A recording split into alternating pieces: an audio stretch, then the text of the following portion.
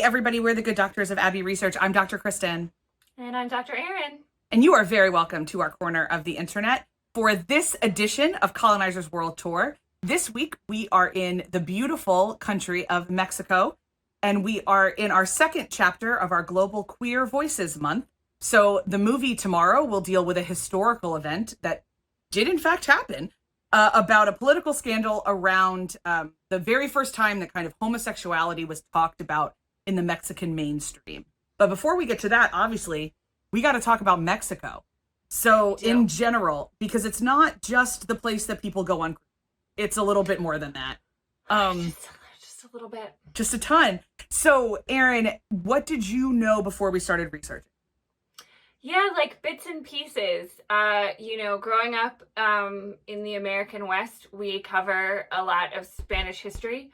America, I think, covers a lot of Spanish history, but we talked a lot about parts of my home state that used to be part of New Spain, and what that looked like. I've been once. My aunt lives in Tucson, and she took us to Nogales for an afternoon that I have a vague memory of when I was 7. But like bits and pieces, a lot of it I was missing. And so I really enjoyed taking the time to really try and understand just how complex Mexico is, because I think we often essentialize it into very like distinct lanes. Yeah, like it's the border or Cancun. Like right, yeah. Right. And like and it's so massive and it's so culturally diverse, and we got some of that, and you and I both love, it's one of our favorite animated films like ever, Coco, which is such a great introduction to like aspects of Mexican culture, especially around the Day of the Dead. But yeah, not a whole lot, but you have way more experience actually factually spending time in the country of Mexico. So I do, because I'm one of those people that went on cruises a bunch and have been to Mexico several times. My dad was in the hospital in Mexico for a little while, in fact. And we co-own a company in the Yucatan Peninsula. So I've been to our factory, and I'm going to actually cheat on my Jeopardy fun fact and talk to you about what we make there, because I think it is a Jeopardy fun fact. It is, though. I'm gonna keep that. But yeah, I've been a bunch, and then I lived in Texas for 5 years. Like I've been to the Alamo, because of course we have to remember it. And I got the very, Americanized version of Mexican history. But then I've worked with people, like I've been to El Paso, I've been to Juarez. I know people that grew up on the border. And so it's this very thing. But what I didn't really grasp, and I'll be really honest, I've only been to Mexico City for layovers. I've never gotten out of the plane. So, when you fly into it, it is like flying into a bowl. Like it's nuts. And I didn't quite recognize the incredible topography. Like that's what I didn't really understand the disparate topography. And when I grasped that was insane. And I'll say too, there's a lot of people that work with our company who are of Mayan descent and still speak Mayan and claim Mayan identity kind of even over Mexican identity. So I understood a little bit of that, but certainly famously, I don't care about history often before the Reformation. And so even though I've been to some of the temples, I didn't really piece it all together, honestly, until Sweeney's really good animated history of Mexico. So that's the video that taught me kind of the most about putting the pieces together. But yeah, like I also know that Walmarts in Mexico are called Mega. Like there's some stuff like that. And that the main street of Cozumel is not a place that you want to be if you don't want to hang out with drunk Americans. So here we go. Let's talk about some other stuff, though. And I will say the one thing I didn't get a chance to really learn is about the like when tourism started and how like the relationships with the cruise industry and things like that. So right. I'm going to be diving into that after this video. And if I find anything interesting, I'll put it in the resource lists. But the process of how did Cancun become Cancun fascinates me, and I haven't found the answer yet. So I'm going to be looking for that. Let's head to the map. Go to the map. So it's in North Central America. It's the bridge between North and Central America. The top of it touches the United States. The bottom of it touches Guatemala. And it covers, its whole thing. So there's that. There's around 129, 130 million people in the country. and most of the population is in the middle, and a lot of folks live in and around Mexico City. So some of that is because there's massive mountains and desert, and then like the Yucatan Peninsula is all rainforest and it's really dense and like hard to live in. So the best place to live, especially for resources, is in and around Mexico City. Languages, I mean, about 94% of the population only speaks Spanish. It is, of course, Mexican Spanish. Let's be very clear. There are linguistic differences from Spain and Guatemala and Colombia and Puerto Rico. Just like every English-speaking country has its own fun. So does every Spanish-speaking country. So does every Japanese-speaking country. We kind of do our own dialects that way. So if you are somebody who learned formal Spanish in school and then you head to Mexico, you're going to discover really quickly that some of the consonants are dropped, some of the slang is different, all that kind of stuff. Capital is Mexico City. The other really big cities are Guadalajara, Puebla, Tijuana, Juarez, Monterrey. Monterrey is, by the way, probably the foodie capital of Mexico. If you're looking for non-Tex-Mex, actual Mexican food, most of the people I know will tell you to go to Monterrey. And then ethnically and indigenously, this is fascinating. Now, about 62% would call themselves mestizo, which is a mix of Amerindian and Spanish. Then you've got about 21% that would say they're predominantly Amerindian, but would not say they're Amerindian. Then you have 7% that says they're Amerindian. And the reason that I say says is because they don't actually collect ethnicity data on their census. During colonization, that I'm sure, which Erin will unpack a little bit later, the ethnic groups were a little bit more designed. And at the top were the peninsulars, which were the Spanish, Europeans who were born in Europe. And then you had the Creoles, which were white Europeans born in Mexico. And then you got the mestizos, and then you got the class underneath them. And so over time, those top two classes became mestizo because people kept intermarrying, obviously. And other people kept dying out from disease. So in terms of currency, a lot of Americans make a lot of fun of Mexican pesos. It's not actually as weak as you think it is. It's 20 pesos to $1. It holds pretty steady there. I've been there where it's the highest it's ever been in my years of going there is 40 pesos to $1. That is not anywhere near the kind of mockery that the peso often gets, to be honest. In terms of government, it's a federal presidential republic with 31 states and one federal district. That federal district is Mexico City. It gets to be its own thing. And Mexico's another country with universal and compulsory voting at age 18, which is something that a lot of voting rights advocates in the United States would like us to move to. We'd like to move to compulsory voting on a weekend, and I can't see anything wrong with it, to be honest. Nope. Y'all, Mexico's hella Christian. That's it. That's all that's there. I'll be really honest. That's not true. But it's 90% of the population. And really 80% of it is Catholic. And it is Mexican Catholic. And I know Erin wants to talk about Our Lady of Guadalupe a little bit later, so I'll let her kind of get into it. But it is a very specific syncretized version of Catholicism that brings a lot of Amerindian traditions into Spanish Catholicism. So it's a whole thing. There are definitely Muslims. There's a great, I think I put it in the downstairs, I'll double check that I did, a video about Muslims in Mexico City and what that looks like. But it is politically, culturally very Catholic. And then I'll talk about the economy really quick, since that's something that I love to talk about, the Mexican economy. And then I'll pass it off to Erin. So the economy is actually, again, unlike a lot of people make fun of it for, it's the 11th largest economy in the world. We treat it like an ugly redheaded stepsister of the United States, but it's really not. However, at the same time, about 40% of people in Mexico live below the global poverty line. And a reminder that the global poverty line is to make $10,000 to $12,000 a year. Now, some of this is in the very remote parts. It definitely, there's, huge chunks of poverty in Mexico City, but it definitely kind of gets poorer the closer you get to some of the other harder to reach areas, as it were. One of the major industries is tourism. We're making that joke for a reason. Not only the cruise industry on the eastern side in the Caribbean, but then the ease of going back and forth across the California border in Tijuana and Baja. Lots and lots of Americans and Mexicans citizens move back and forth across that border. And whenever you hear about border security, you'll notice that we're really never talking about California. We're only talking about Arizona, New Mexico, and Texas. And we would encourage you to kind of ask why that is. It made a ton of its money in silver, and that is really where a lot of colonists, I'm sure Aaron will get into this, came for silver mines, especially the Brits.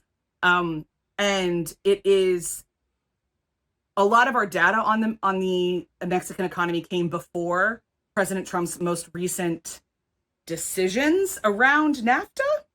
So we're still figuring out what their economy looks like post those decisions and post COVID. There is the largest grouping of people that we really need to watch out for are the still predominantly indigenous populations that live near the border with Guatemala. The closer you get to America, the more likely somebody is to identify as mestizo and not really interact with their Amerindian self. So that's it. Aaron, tell us about demographics. I would love to so much. The median age is a little bit higher than some of the countries we've been covering in the last few weeks. At about 30 years of age, their life expectancy is pretty good, 72. Fertility rate is 1.6 children per woman, and a contraceptive prevalence rate of 73, which I found to be actually quite high for as Catholic as they are. But that's me editorializing. I didn't know that much about Mexico before we started. They have the literacy rate is listed at 95%, but the school life expectancy is 15. So again, statistics only tell us a chunk of the story. Some of the more people-focused stories with human rights, it's a mixed bag, as it is in a lot of places, because humans are messy.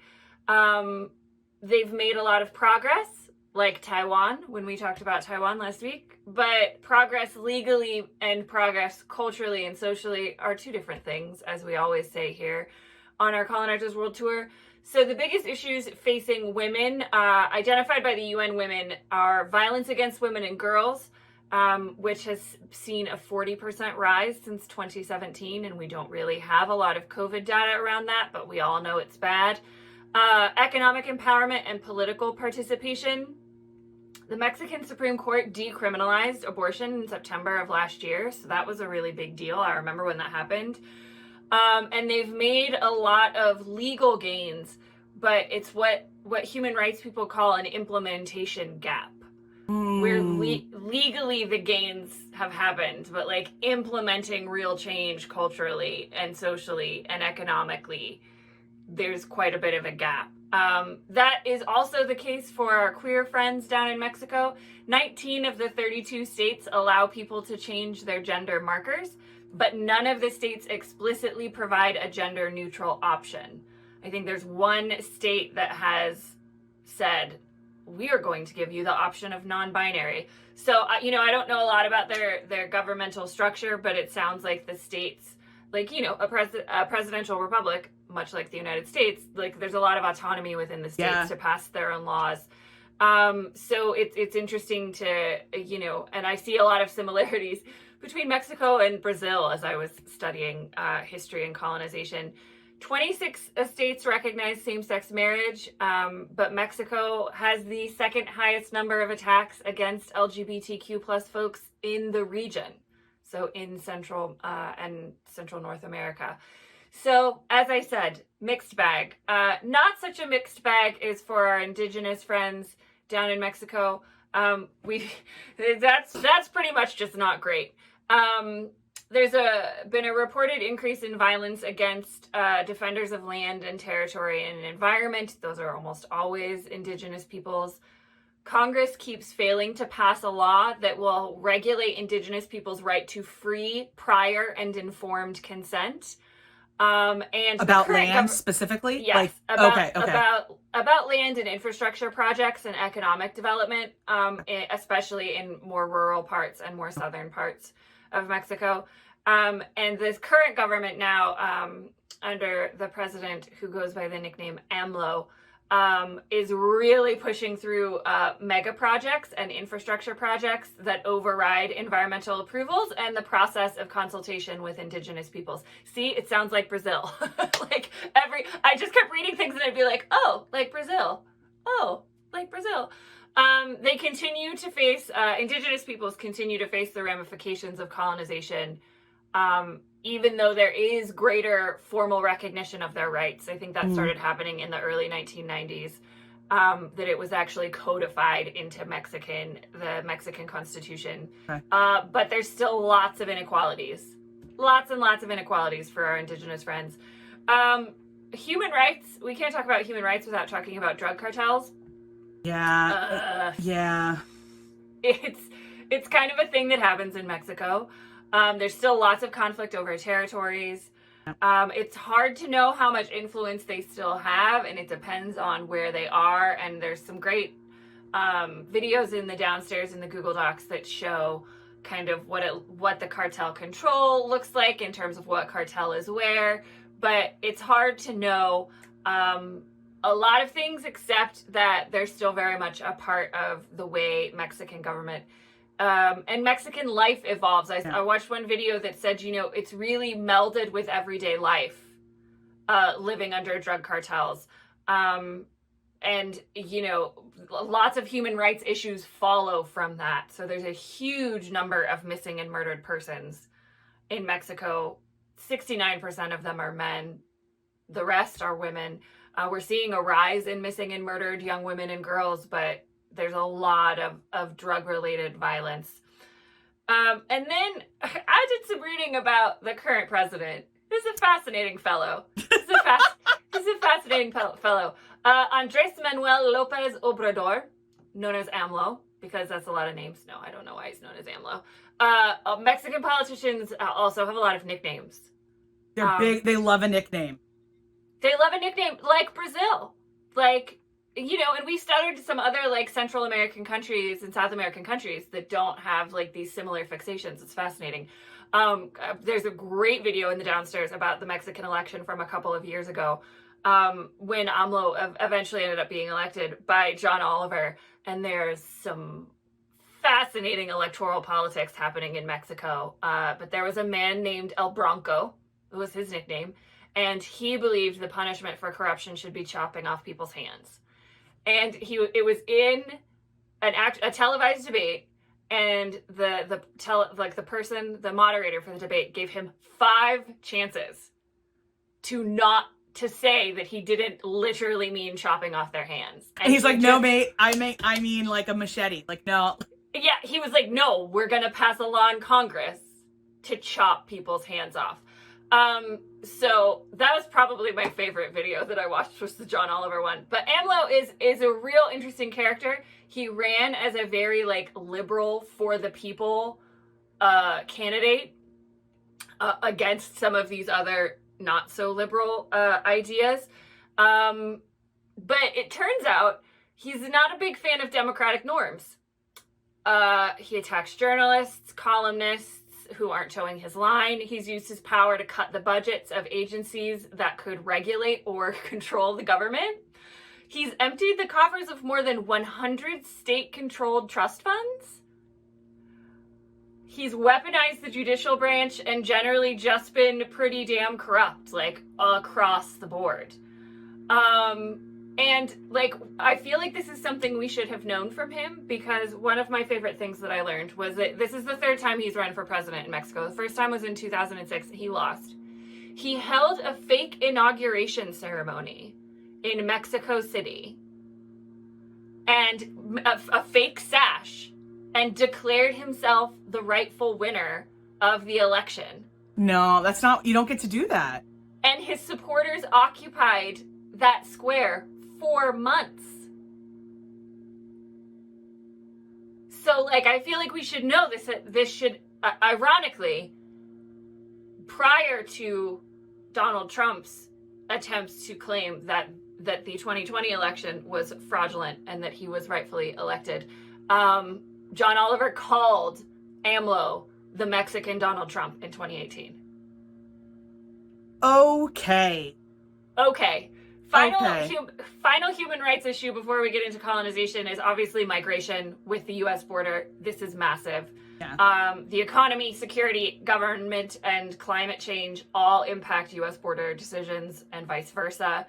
And you know, the migrants that make their way to the border are forced to stay in Mexico a lot. They continue to face excessive use of force, arbitrary detention, and unlawful returns to their home countries, as well as high rates of abductions and killings by non-state actors. So a lot of pieces happening in Brazil, and I think some of it is explained by colonization and kind of what the Mexicans did after colonization. So I will jump into that. As we all learn, I think, in U.S. history, it is the site of several advanced Amerindian civilizations, including the Olmec, Toltec, Teotihuacan, Zapotec, Maya, and Aztec. And then the Spanish arrive. I mean, there's like 30,000 years of human history. And then the Spanish arrive in 1519 with Hernando Cortez. He arrived in Veracruz. And actually, the Aztecs at the time believed that he might be the serpent god, Quetzalcoatl.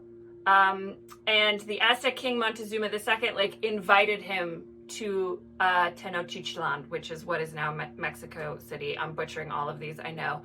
But this wasn't a great idea because Cortez formed allies with a lot of other Amerindian groups and like conquered the city. So then they colonized Mexico, or what became New Spain, as it was called. So they named it Nueva España, New Spain. And by 1574, Spain controlled a large portion of what was the Aztec Empire and had enslaved most of the indigenous population. Again, shocking no one, this is what happens. But I watched several videos that explained that, you know, colonization wasn't as bad, like enforced enslavement wasn't as bad for the Amerindians as the diseases. Yeah. Which the Spanish brought, which the Europeans brought, which just decimated indigenous populations, killing an estimated 24 million people between 1521 and 1605. Massive. And then we get the Catholic Church. Missionaries began arriving in 1523.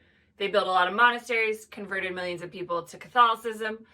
And then this is where we get what Kristen was talking about, the hierarchicalization of Spanish society. During this time, colonists in Nueva España who had been born in Spain were the Peninsulars. They clashed with Spaniards who had been born in Mexico, the Creoles. Many Criollos became rich and wanted equal political power, which at the time resided with the Peninsulares. And then we get the French in there for a little while, which is fascinating. And later Napoleon. Napoleon Bonaparte decides that the Catholic Church has too much power, and comes in to occupy Spain. King Carlos III thought that the Catholic Church had too much power, and Napoleon was like, cool, I don't think that, I'm going to come in and occupy for a little while. So that really weakened Spain's grip on Nueva España. And then we get a period of revolutions happening in the 19th century. So we get Miguel Hidalgo, who's a parish priest from the town of Dolores, who calls for rebellion. And then we get Vicente Guerrero and Agustin de Iturbide, who collaborated to gain Mexican independence from Spain in 1821. Then we get Antonio Lopez de Santa Anna, who there's lots of coups, there's lots of killing of leaders in Spanish history. Too long didn't read. Like, that continues into, like, now. Now we still have, like, hundreds of Mexican politicians that are assassinated every election cycle. It's just a thing? It's a thing that happens. So from 1823 to 1836, Santa Anna served as president. That is the time in which he stopped Texas's bid for independence in the Battle of the Alamo. He was defeated by American forces in the American Indian War, and by 1855 had gone into exile. We had that weird period where French occupied Mexico in the 1800s, and then we get Porfirio Diaz becomes president in 1876, and boy, was he horrible. Yeah, he's not a dictator, but But technically, but a lot of I mean, hmm, like, and he was president for a real long time, real long time. from 1876 to 1809 to 1909, excuse me. And he was mostly known for implementing and enforcing the really exploitative hacienda system. That was like his piece de resistance. Um, and there was just decades of oppression and political infighting. Like, he was the one that kind of set up the Mexican system where you have to like be appointed into positions, and like the current president gets to like anoint who the next president is. It was very, very complicated. But the Mexican Revolution begins in 1910. Coincidence, not a coincidence that it was a year after Porfirio died. It lasted for 10 years, and a lot of people died. And Mexico just continued to remain unstable all the way into the 1930s. And then it had a real period of economic growth. But at that time, it was absolutely just like rife with political corruption. And it was only ruled by one party, the PRI, for 71 years until Vicente Fox's election in 2000. It was the first time they had a different party run. So from what I studied briefly in the last couple of days, it is very similar to how politics, colonizer politics, kind of adapted into a political system that is very corrupt, very oppressive, very challenging for democracy. And yet they are the 11th largest economy in the world and major producers of a lot of goods and services, a major force in the Americas politically. So it's a fascinating history of colonization. We will revisit our friend Porfirio tomorrow in tomorrow's movie. He's the president in the time of our film. But yeah, it's a banana pants kind of story, and it reminds me of when we watched Edge of Democracy about Brazil and learned about like their current political system. I'm like, I want Edge of Democracy, but for Mexico now. Yeah, I want Edge of Democracy for every country on Earth. Like, who can explain this to me? Yeah. Who can explain this to me? Because I feel like John Oliver's like 20 minutes was such a little taste, and I was like, there's so much more that is fascinating about Mexico and its history. But it's also really interesting, and this will transition into my Jeopardy fun fact, and then you can talk about yours from the parent company. But there's a lot of melding of Amerindian traditions and mestizo traditions, and it's very culturally vibrant and diverse all across different parts of Mexico. You can't just say Mexico, like the Mexico you see in Mexico City is a part of Mexican culture. But one kind of unifying figure that they have across Mexican Catholicism is Our Lady of Guadalupe, which I had heard of, I have seen. I've spent a lot of time in Arizona. I've seen a lot of candles in a lot of stores with Our Lady of Guadalupe on them, and I had no idea the story of her. So that was my Jeopardy fun fact rabbit hole. That Mexico is another example, like Ireland that we love so much, of religious syncretism, which I learned from you, in that it is a melding of Amerindian traditions and Catholic traditions, including the Day of the Dead. But a lot of the way that cultural identity has been maintained, even if people are like not quite sure they want to call themselves Amerindian, a lot of those cultural traditions have remained because of Our Lady of Guadalupe. And she really melded those two traditions because it was an Indian man an Aztec man who said he had the vision of our Guadalupe and like melded those two traditions. And you found a fascinating video that I watched today on the history of the churches and the vision and everything. So I would love to go see those churches at some point in my life. The other thing I want to say that I learned from John Oliver that I just think was one of the best things is that they have a corrupt bus tour. Yeah.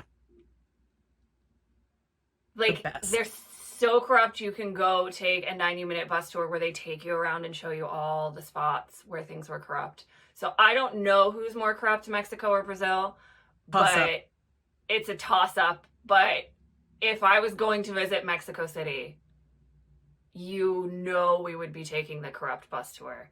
And now I pass the torch to you, my dear friend, to please teach the world about Logwood.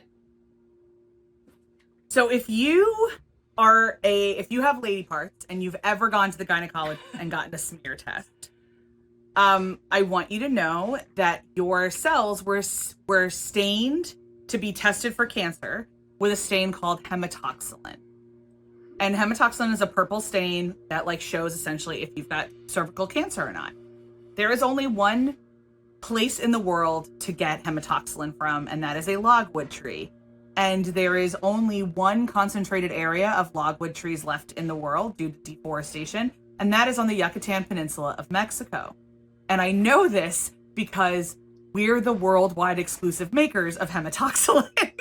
That's right. There's like small companies that kind of pop up every once in a while, but like nothing consistently like ours with our partnership of our company down in Campeche, which is why there are videos down in the downstairs about Campeche and about H&E. So when you add another dye to hematoxylin called eosin, you get the H&E stain. And those two stains together are responsible for diagnosing 70% of the world's cancer.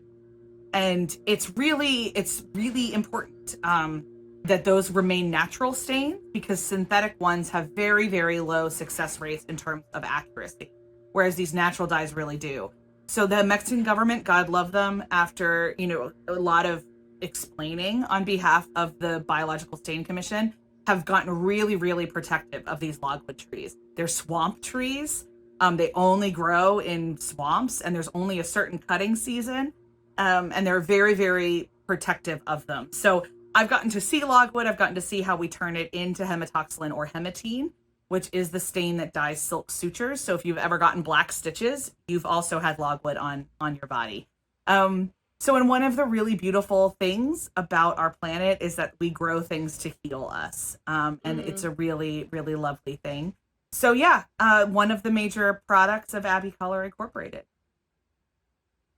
And we're very, very proud of that fact. And we tell when it's the story that we tell. I know you tell it and I tell it when people are like, oh, what do you do? What does your parent company do? And we get to tell the world about logwood and hematoxylin and hematine. A part of my life I did not think I would venture into, but I enjoy it.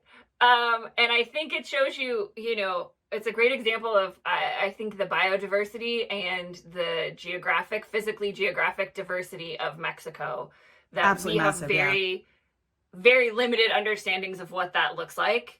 So we encourage you, if you don't know, we've got lots of stuff in the downstairs to help learn about Mexico. It's a real freaking big place with a lot of people. So we can't just talk about a monolithic entity, because there's a lot of stuff going on. Absolutely. So if you enjoyed learning about Mexico with us, this beginning slice of it, please like and subscribe to our channel, because we talk about different countries all over the world all the time. And we'd love to have you join us on this Colonizer World Tour. Make sure to join us tomorrow when we talk about the movie The Dance of the 41, which is about a real-life political scandal that happened during President Porfirio's presidency regarding his very well-beloved bastard indigenous daughter, illegitimate indigenous daughter, which is just wild, and her husband. So definitely join us for that. It's on Netflix if you want to watch it before you join us for the discussion. But either way, we can't wait to see you then. Bye.